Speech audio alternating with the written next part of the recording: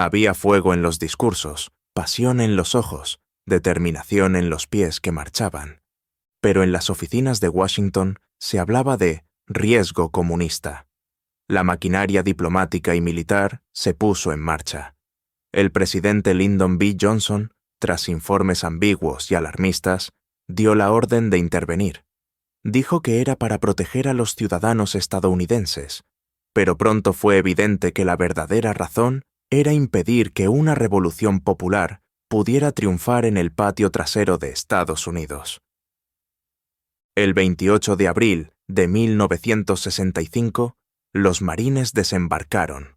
La bandera estadounidense volvió a flamear sobre una tierra que aún no sanaba las heridas de la primera ocupación, y el conflicto pasó de una guerra civil a una lucha desigual entre patriotas y una superpotencia. Jean-Baptiste lo vivió desde las trincheras, como mensajero, como enfermero improvisado, como testigo.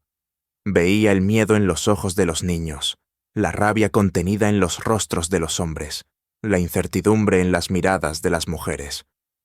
«¡No es solo por la Constitución!», gritaban algunos en las barricadas. «¡Es por la dignidad!». Y en ese clamor, Jean-Baptiste encontraba eco a su propia historia, la de un huérfano sin patria que había sido criado para servir al reino de Dios y que ahora encontraba en la lucha del pueblo dominicano una expresión de su fe vivida. El Hospital Padre Billini ya no era solo un lugar de sanación, sino también de resistencia. María Isabel atendía sin descanso, cada vez más consciente de que su amor por Jean-Baptiste estaba unido al destino mismo de su pueblo.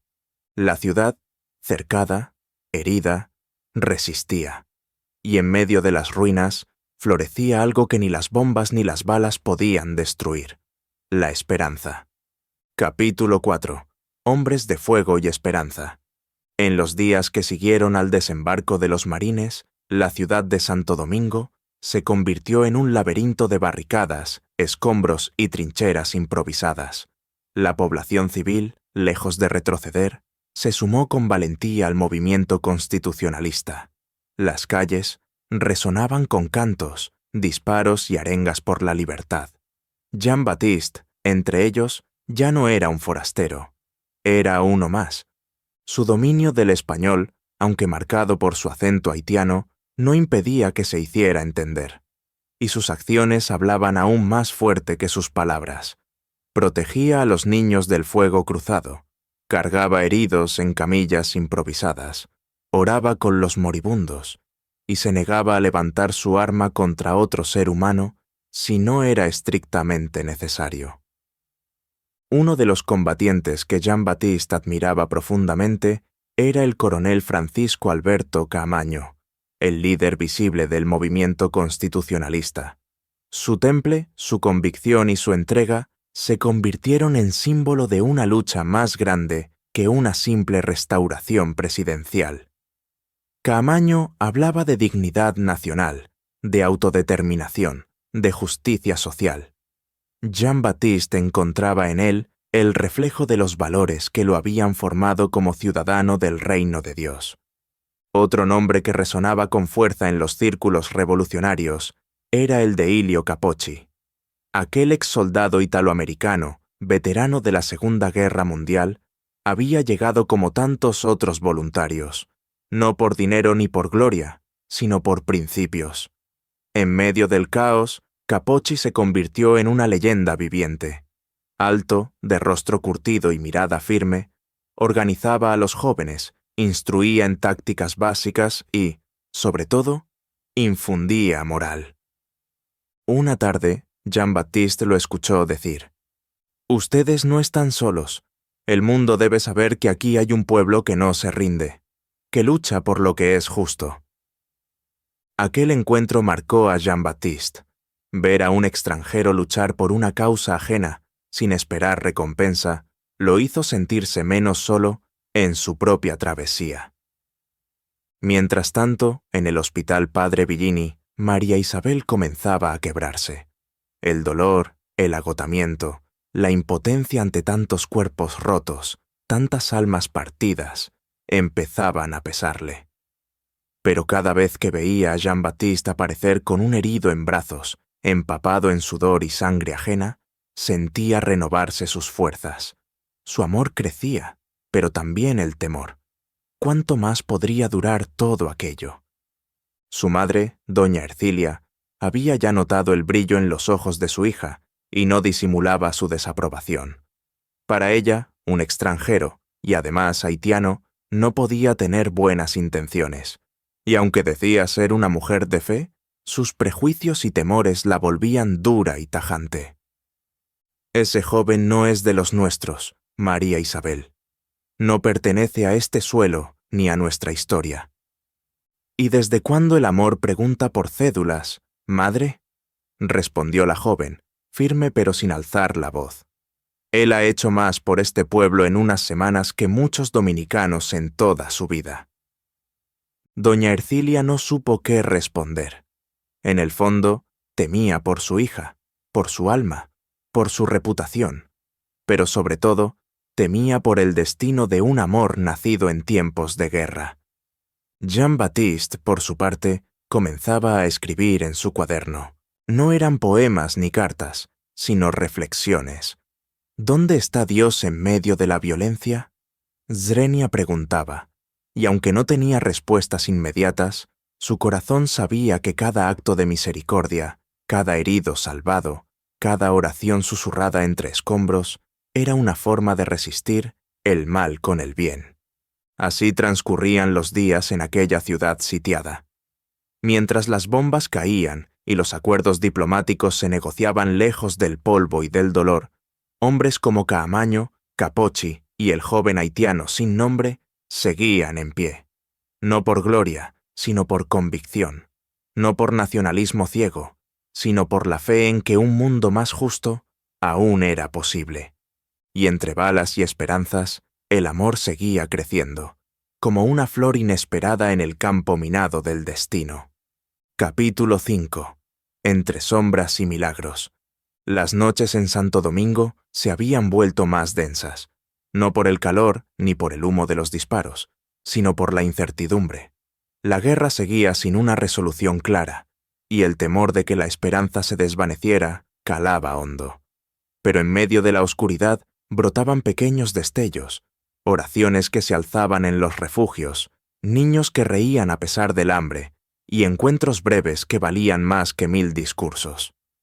Jean-Baptiste se había convertido en un rostro familiar entre los combatientes y los civiles. Su figura alta, de piel trigueña y cabello negro y rizado, pasaba inadvertida entre los dominicanos hasta que hablaba. Su acento creole, suavizado por años de práctica, seguía delatando su origen haitiano. Sin embargo, nadie que lo hubiese visto actuar dudaba de su entrega. Una tarde, mientras cargaba a un herido por la calle El Conde, se cruzó con un grupo de soldados constitucionalistas que lo saludaron con respeto. «El haitiano cristiano», le gritó uno con una sonrisa. Jean-Baptiste solo asintió, con humildad. Nunca buscó protagonismo. Se sentía impulsado por un deber más alto, uno que no se sujetaba a nacionalidades ni fronteras, el deber de amar al prójimo, de proteger la vida, de honrar la verdad. En el hospital, María Isabel no dejaba de preocuparse por él. Cada vez que lo veía aparecer, su corazón daba un vuelco. La guerra les había robado la posibilidad de citas, paseos o cartas de amor. Todo lo que tenían eran miradas, palabras rápidas entre camillas y silencios cargados de sentimientos en los pasillos. Una noche, Jean-Baptiste entró con una herida leve en el brazo. María Isabel lo atendió en silencio, concentrada en limpiarle la sangre sin temblar. Cuando terminó, él tomó su mano. «Gracias, por todo». Su voz era baja, casi un susurro. Ella levantó la vista. En sus ojos se reflejaba el miedo, pero también la esperanza. «¿Prometes cuidarte?», preguntó. Él asintió, pero no respondió. Sabía que no podía prometer lo que escapaba de su control. En cambio, sacó de su bolsillo una pequeña cruz de madera. «La hice con restos de una puerta, para ti, para que recuerdes que aún en ruinas La fe puede abrir caminos. Ella la tomó con manos temblorosas. Fue su primer regalo. Un gesto sencillo, pero que sellaba un lazo más profundo que las palabras. Mientras tanto, doña Ercilia observaba desde la distancia. Su corazón de madre luchaba entre el orgullo por la entrega de su hija y el temor a perderla en brazos de un extranjero.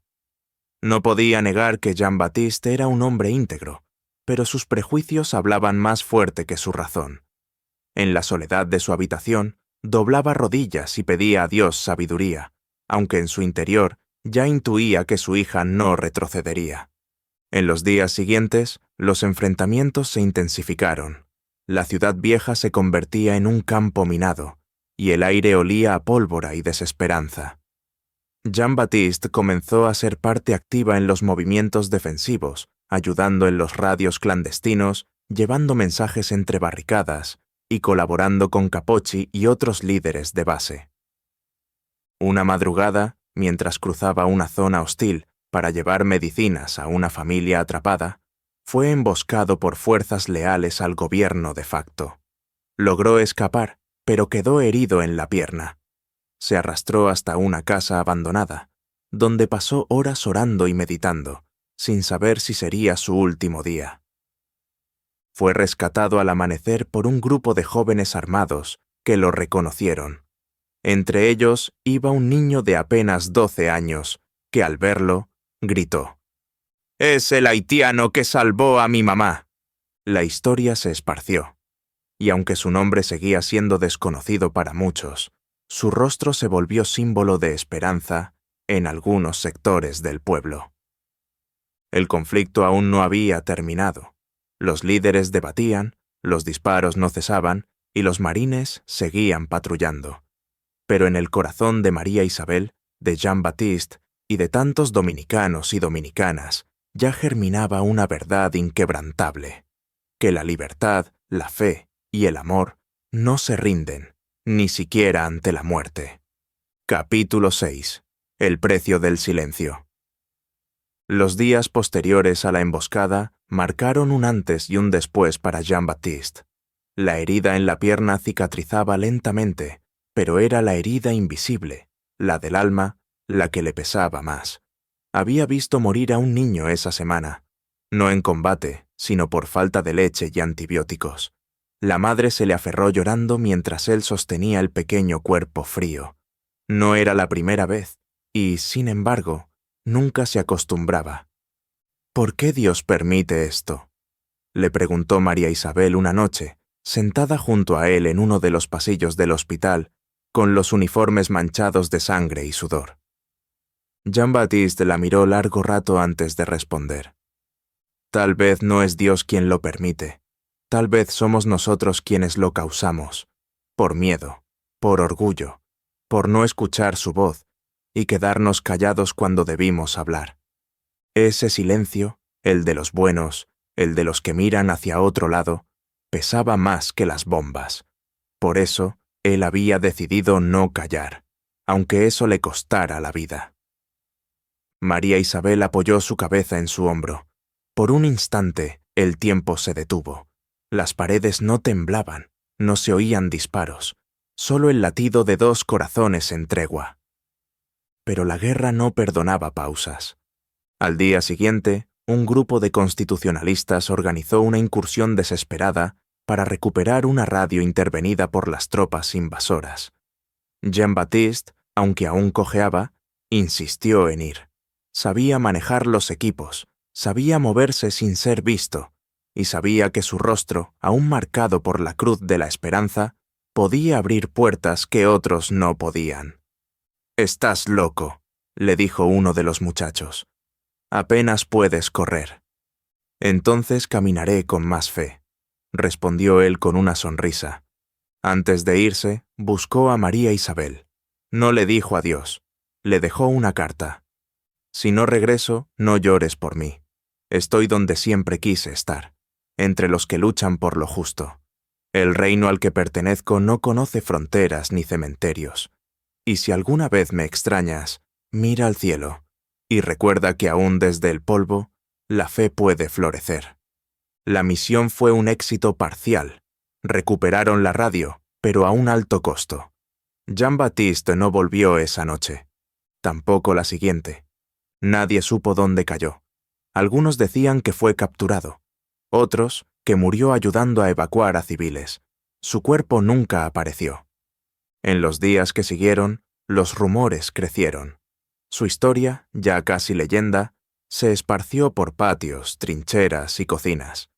La gente hablaba del haitiano cristiano como de un profeta moderno, un mártir sin tumba, un extranjero que amó más que muchos nacidos en la tierra. María Isabel guardó su carta, la cruz de madera, y el recuerdo de una promesa que no se dijo, pero que vivía en su corazón. Doña Ercilia, al enterarse de su desaparición, no dijo nada. Solo encendió una vela en su altar, y por primera vez oró por él, no como enemigo, no como amenaza, sino como hermano. La ciudad seguía en guerra, pero en el silencio que dejó Jean-Baptiste, algo nuevo germinaba. Una esperanza distinta, no hecha de discursos ni de pactos, sino del sacrificio callado de los que aman hasta el final. Seguimos con nuestra historia, sigue apoyando con tus me gusta y síguenos para que lleguemos hasta el final. También comenta y comparte para llegar a más personas.